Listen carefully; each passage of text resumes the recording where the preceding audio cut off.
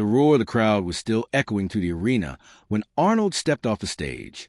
Mr. Olympia 1977, his fifth consecutive victory. The judges hadn't even deliberated long.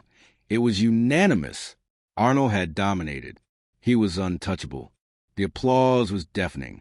People were on their feet. Some were crying. Some were screaming. Some were just sitting in stunned amazement at what they had witnessed. Arnold walked backstage, and immediately the chaos began. People rushed toward him. Photographers wanted photos. Journalists wanted interviews. Other competitors wanted to shake his hand. Promoters wanted to discuss future events. It was a standard chaos of victory. The expected madness of being the best. Arnold smiled. He shook hands. He posed for photos. He answered questions. He did all the things a champion is supposed to do. But inside, he was already gone, already moving on to the next moment, already thinking about the next competition, the next challenge, the next victory. This was his life now. Victory had become routine. He finished with the backstage interviews and decided to take a walk around the arena, to soak in the moment before the real celebrations began, before the parties and the sponsorship offers, and all the chaos that comes with being the Mr. Olympia champion. Arnold walked through a back corridor of the arena, away from the main crowds. He wanted a moment of quiet, a moment to himself. That's when he saw her. She was standing alone in a side corridor, young, beautiful, maybe early 20s. She was wearing a simple dress, nothing fancy, nothing designed to attract attention. She was just standing there, holding a single flower, not a bouquet, not an arrangement, just one flower. A simple white flower, the kind you could buy at any street corner for $1. She saw Arnold. Their eyes met for a moment. Arnold expected her to rush toward him, to scream, to ask for an autograph or a photo or a moment of his time. That's what everyone did. But she didn't. She just stood there, holding the flower, looking at him with an expression he couldn't quite read. Arnold continued walking. He assumed she would call out to him, or approach him, or do something. She didn't. He was almost past her when she took a small step forward. Not aggressive, not dramatic, just a small step. Arnold stopped. He looked at her. The young woman extended the flower toward him. No words, just a gesture. Arnold looked at the flower, then at her face. "Yes," he said, as if asking what she wanted. "For you," she said simply.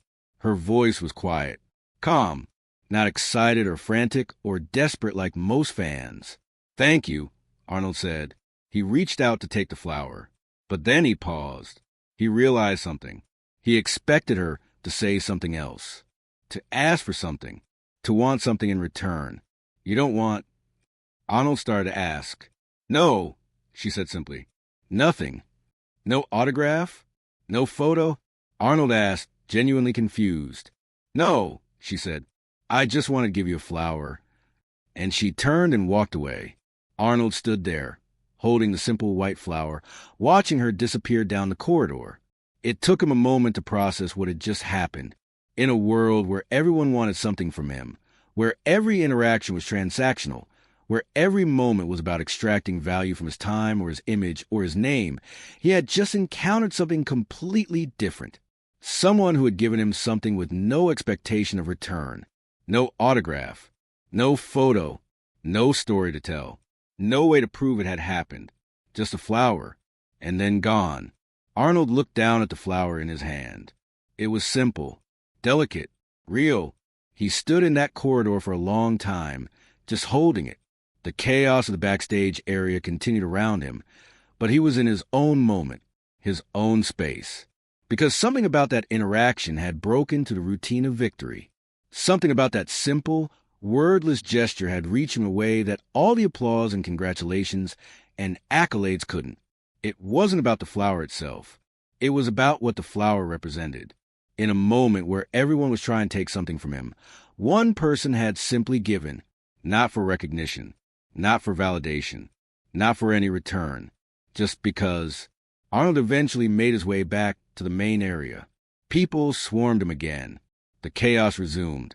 The celebration continued. But he kept the flower with him, held it carefully, didn't let anyone take it from him. That night, in his hotel room, Arnold put the flower in a glass of water and placed it on a nightstand next to his trophy. The trophy was impressive. Gold, heavy, real. But as he looked at the two objects side by side, he found himself looking at the flower more than the trophy, because the trophy represented what everyone expected, what he had worked for, what he had earned. But the flower represented something different, something unexpected, something that couldn't be earned or competed for or achieved through will and determination. The flower represented grace. It represented kindness. It represented someone seeing him not as a champion or a competitor or a symbol of strength, but simply as a person worth giving to. The next day, Arnold was doing interviews. A journalist asked him about the victory, about how it felt to win again, about what was next, and Arnold found himself thinking about the young woman and the flower. You know, Arnold said, yesterday after competition, someone gave me a gift, just a simple flower. No words, no expectation, just a gift. The journalist waited for him to continue.